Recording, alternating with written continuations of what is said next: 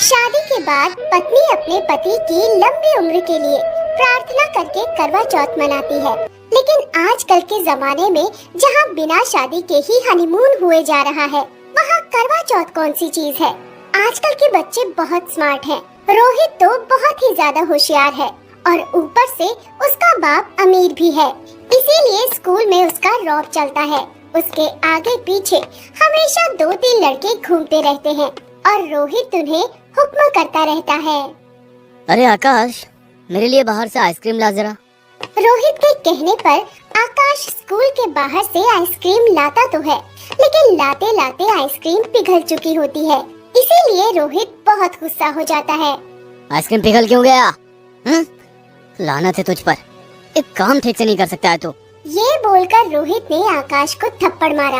रोहित ऐसे ही सब पर अपना रोब जमाता है, सिवाय नेहा के। नेहा इस क्लास की फर्स्ट गर्ल है और वो रोहित को भाव ही नहीं देती। यार नेहा, रोहित तो दिन ब दिन हैंडसम होता जा रहा है, तो काश वो मेरा बॉयफ्रेंड होता।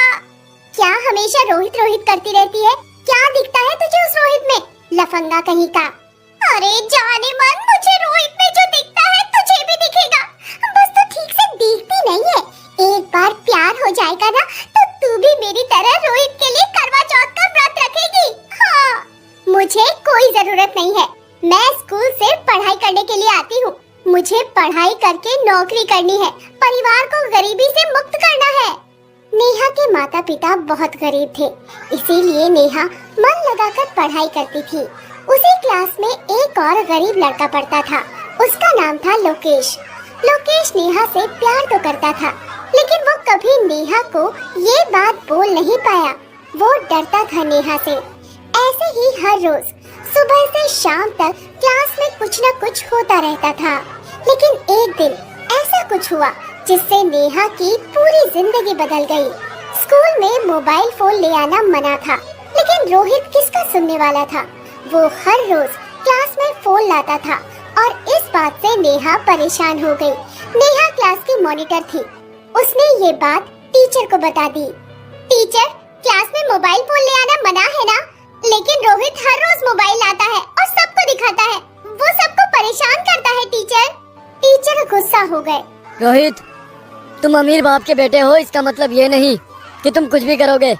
अगली बार ऐसा हुआ तो तुम्हें स्कूल से निकाल दिया जाएगा। टीचर रोहित का मोबाइल लेकर चले गए। रोहित मन ही मन बहुत ज्यादा गुस्सा हो गया। आकाश ने रोहित से कहा, रोहित, इस नेहा का कुछ करना पड़ेगा, इसकी एक्सीडेंट करवा देते हैं। नहीं, मैं नेहा के साथ उससे भी बदतर करने वाला हूँ। मैं इसे अपने प्यार के जाल में फंसाऊंगा और उसके बाद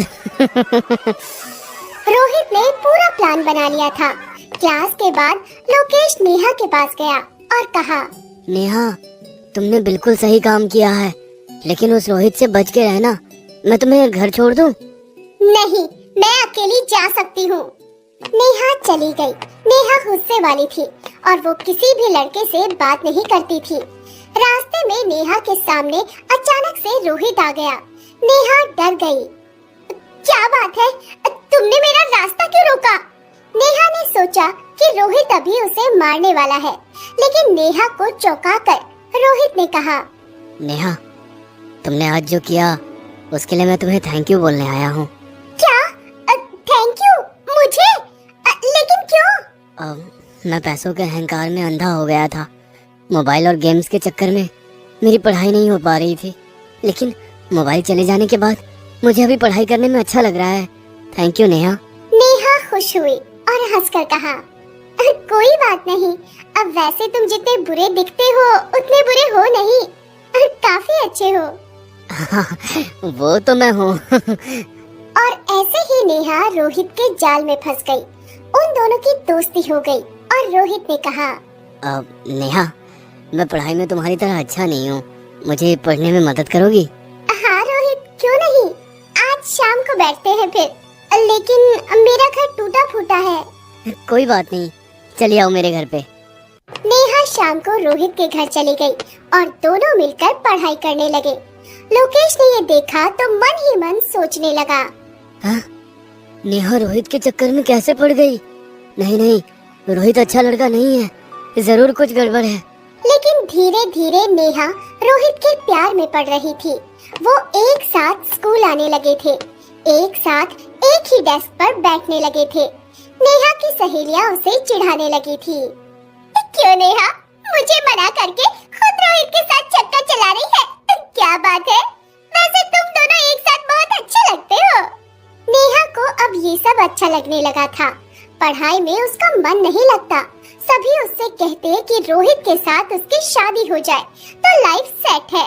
नेहा भी रोहित के साथ शादी मनाने की सोच रही थी। तभी एक दिन लोकेश ने नेहा से कहा, नेहा, तुम रोहित के साथ आजकल कुछ ज्यादा ही घूम रही हो। वो लड़का अच्छा नहीं है, तुम उससे दूर रहो। तुम कौन होते हो मुझे मना करने वाले? अब भागो यहाँ से। नेहा प्यार में थी, उसने लोकेश की बात ही नहीं सुनी। 2 दिन बाद करवा चौथ था। रात को नेहा रोहित के साथ कमरे के अंदर बैठकर पढ़ाई कर रही थी। तभी रोहित ने बत्ती बुझा दी। ये क्या रोहित, तुमने बत्ती क्यों बुझा दी? बत्ती की जरूरत नहीं है, मैं तो तुम्हारी आंखों की रोशनी में पढ़ सकता हूँ। दोनों ने एक साथ रात बिताई। बाहर बिजली कड़की और बारिश भी होने लगी। अगला दिन नेहा ने रोहित के साथ ही बिता दिया और अगले दिन वो करवा चौथ मनाने का इंतजाम करने लगी। लेकिन तभी उसे उल्टी हो गई। अरे ये क्या हुआ? अभी उल्टी क्यों हो गई? मैं प्रेग्नेंट तो नहीं हूँ? नेहा गर्भवती हो गई थी। वो तभी रोहित के पास गई और सब कुछ कह दिया। रोहित ने कहा, मुझे पता है, मेरा तो यही प्लान था। प्लान था? मतलब तुम मुझसे शादी करोगे ना? शादी? और तुमसे? हाँ, मैं तो बस बदला ले रहा था। उस दिन तुमने टीचर को मेरे बारे में बताकर ठीक नहीं किया था नेहा। क्या? इस वजह से तुमने मुझे गर्भवती कर दिया? तुमने मेरी जिंदगी खराब कर दी। हाँ, अब क्या होगा? मुझे क्या पता। हाँ, होगा, लोग तुम पर थूकेंगे, मुझे मजा आएगा। रोहित चला गया। नेहा को समझ में नहीं आ रहा था कि वो करे तो क्या करे। उसकी आंखों के सामने अंधेरा छा गया और तभी लोकेश आया। नेहा, मैंने तुमसे कहा था ना कि रोहित अच्छा लड़का नहीं है। मुझसे गलती हो गई, लेकिन मैं कुंवारी माँ कैसे बन सकती हूँ?